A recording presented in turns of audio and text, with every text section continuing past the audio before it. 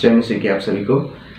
परमेश्वर पिता को धन्यवाद देना चाहता हूँ आज के सुंदर दिन के लिए। परमेश्वर ने हमें दिया था कि हम फिर से यहाँ पे इकट्ठा हो पाए। और जैसे कि हम लोगों ने अभी शुरू किया है कि डिगर ऑफ रिवाइवल 2021 से लेकर 2030 तक हम जो परमेश्वर का जागृति का पर्व हम लोगों ने दशक हम लोगों ने शुरू किया है। हम परमेश्वर से ही दुआ और प्रार्थना करते हैं कि परमेश्वर का महान कार्य इन दिनों में हमारे बीच में परमेश्वर शुरुआत करे।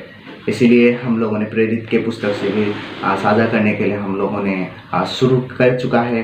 और विभिन्न मंडली असेंबली ऑफ गॉड चर्च के तरफ से प्रेरित के पुस्तक के द्वारा विभिन्न लोग, विभिन्न सेवा करने वाले व्यक्ति लोग प्रेरित के पुस्तक से प्रचार कर रहे हैं। तो मैंने लास्ट वीक आप लोगों से प्रचार किया था कि सुसमाचार प्रचार करो। वो पहला अध्याय प्रेरित के काम पहला अध्याय से मैंने प्रचार किया था।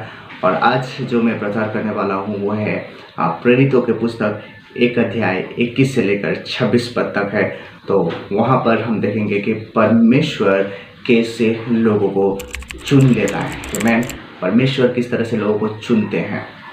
हम ज़्यादातर हम जब देखते हैं जो कोई एक व्यक्ति को हम लोग जब चुनने जाते हैं तो वहाँ पे हम उस व्यक्ति के अंदर उसके चरित्र को हम देखते हैं। जैसे कि हम देखते हैं उसकी ईमानदारीपन को हम देखते हैं, वो किस तरह से सत्यनिष्ठा को बराबर करते हुए अपने काम को करता है, साझा करता है, उसको हम देखते हैं। उसके जीवन में वो दूसरे प्रति किस तरह से सहानुभूति दिखाता है, वो किस तरह से हमदर्दी दिखाता है, संवेदनशील वो बनता है, उसके विषय में हम लोग देखते हैं। और किस तरह से उसके जीवन में जो दूरदृष्टि है यानी कि जो विजन है वो किस तरह से लोगों को साझा कर पाते हैं, उस विषय में हम लोग देखते हैं।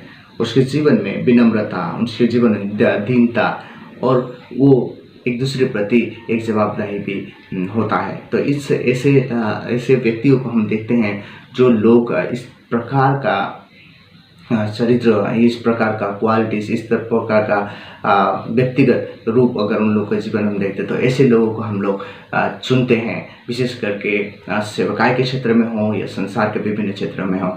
तो विशेष करके आज का जो विषय है सेवकाई के विषय में है। और विशेष करके हम जो लोग मसीह को विश्वास करते हैं उन लोगों के जीवन में इन सारी विषय वस्तुओं का होना बहुत ज़रूरी है ताकि वो परमेश्वर के राज्य के काम को महान रूप से कर सके। मैं इसलिए जब हम परमेश्वर का हम जब चुनते हैं सेवकाई में जब हम चुनते हैं तो उस व्यक्ति के अंदर किसी भी काम करने के लिए उसको एक बारीकी से करना ना, एक अच्छे तरीक़ा से करने के लिए उसके पास वो सक्षमता होना बहुत ज़रूरी है।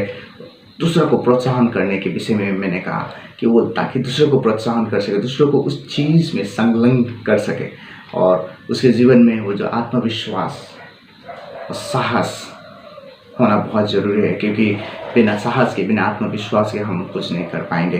जैसे कि हम लोगों ने इन दिनों में हम सुन रहे हैं, हमारे भाइयों में से कितने लोगों ने साझा किया था कि बहुत सारे ऐसे जवान लोग हैं जो लोग कुछ चीज़ करने के लिए कोशिश कर रहे हैं लेकिन उन लोगों के जीवन में वो आत्मविश्वास वो लोग नहीं ले पा रहे हैं। लेकिन मैं यही से आपको एक उत्साह करना चाहता हूँ कि अगर आप में कुछ भी करने का हुनर है या कुछ भी आप करने के लिए चाहते हैं, अगर आप ईमानदारी से उस चीज़ को आप करेंगे तो परमेश्वर ज़रूर आपको इस विषय में आपको सहायता करेगा। मैं दाऊद के जीवन का हम चर्चा जब हम करते हैं, दाऊद एक साधारण सा चरवाहा था और उसने जब उस चरवाहा के काम को पूरे मन से ईमानदार से किया तो परमेश्वर ने चरवाहा से लेकर परमेश्वर ने उसको राजा के पद तक परमेश्वर ने उनकी सहायता किया। इसलिए जवान लोग आप लोग जो भी करते हैं आप ईमानदारी हिसाब से उसमें कीजिए और परमेश्वर आपके उस कार्य को परमेश्वर आपको उन्नति देगा। आमीन।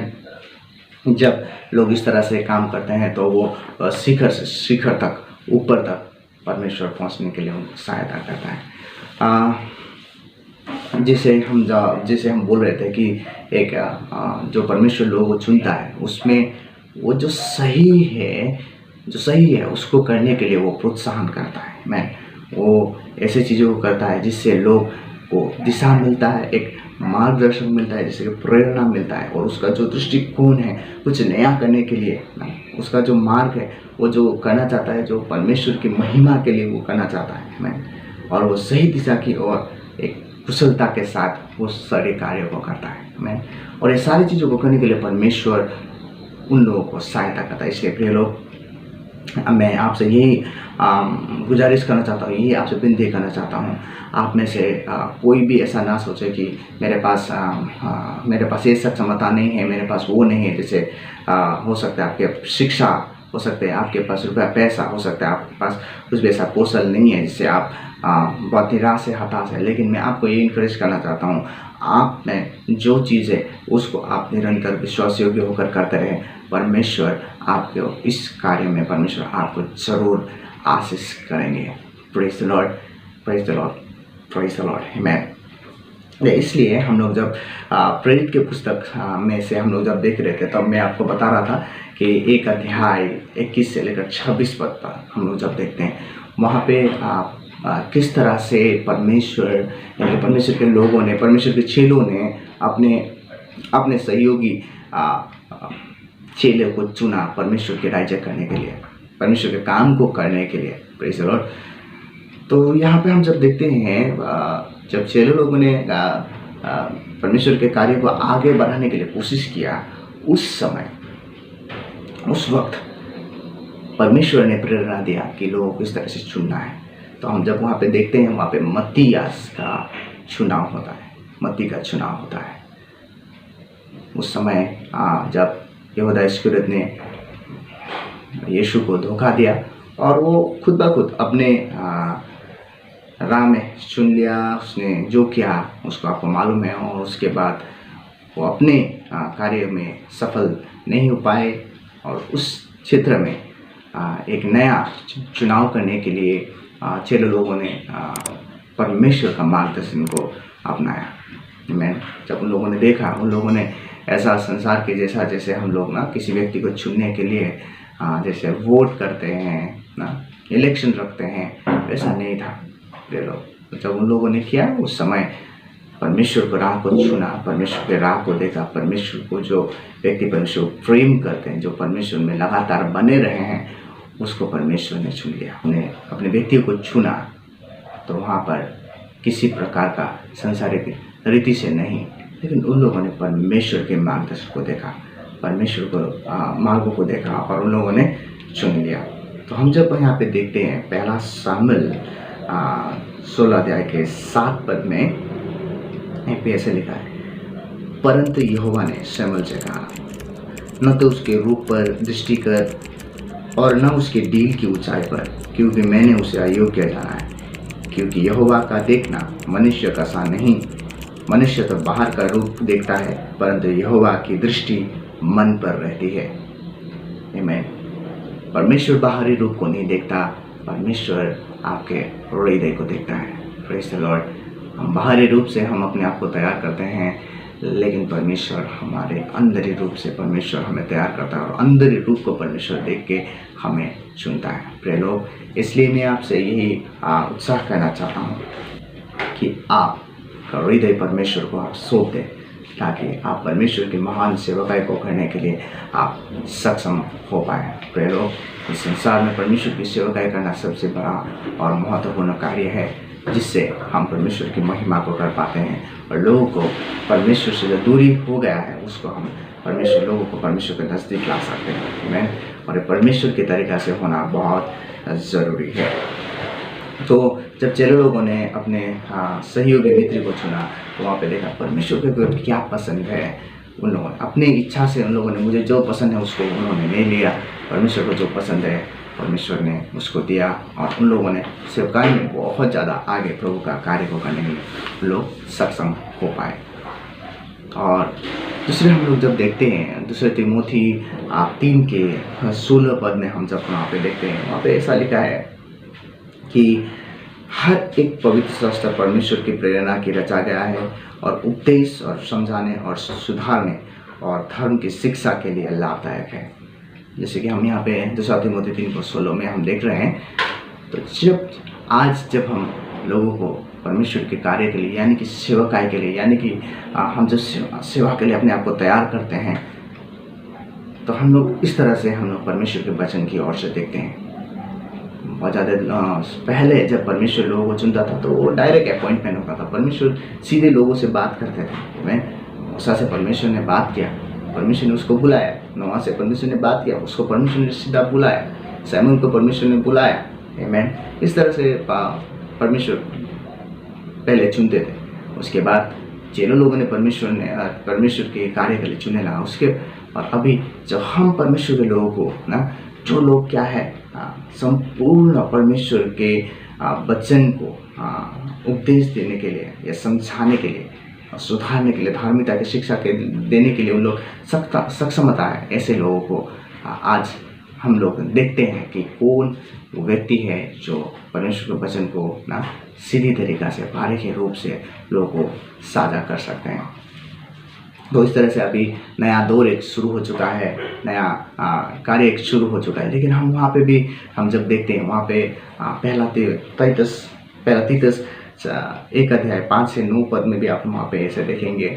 जब आप पढ़ेंगे वहाँ पे ऐसा मिलता है, मैं इसलिए तुझे क्रेत में छोड़ आया था कि तू शेष रही हुई बातों को सुधारे और मेरे आज्ञा के अनुसार नगर नगर प्राचीनों को नियुक्त करे, जो निर्दोष और एक ही पत्नी के पति हो, जिनके लड़के वाले विश्वासी हो और जिन्हें लोचपन और निपुंसकता का दोष नहीं, क्योंकि अध्यक्ष को परमेश्वर की भंडारी होने के कारण निर्दोष होना चाहिए, न हठी, न क्रोधी, न पियक्कर, न मारपीट करने वाला और न नीच कमाई के लोभी, पर पहुनाई करने वाला, भलाई को चाहने वाला, संयमी, न्यायी, पवित्रता और जितेंद्रिय, विश्वासयोग्य वचन पर जो धर्म प्रदेश को अनुसार स्थिर रहे, कि खरी शिक्षा से उपदेश दे सके और विवादियों के मुंह बंद कर सके। आमीन।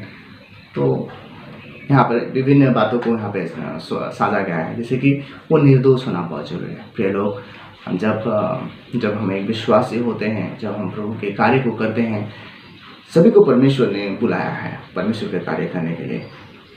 तो आप और मुझे एक निर्दोष व्यक्ति होना बहुत जरूरी है, और परमेश्वर के बलिदान से हम सब लोग आज संपूर्ण निर्दोष है। हम लोगों ने जो भी पाप किया है परमेश्वर ने उसका क्षमा कर चुका है, इसलिए हम परमेश्वर की सेवा करने के लिए हम सक्षम हैं।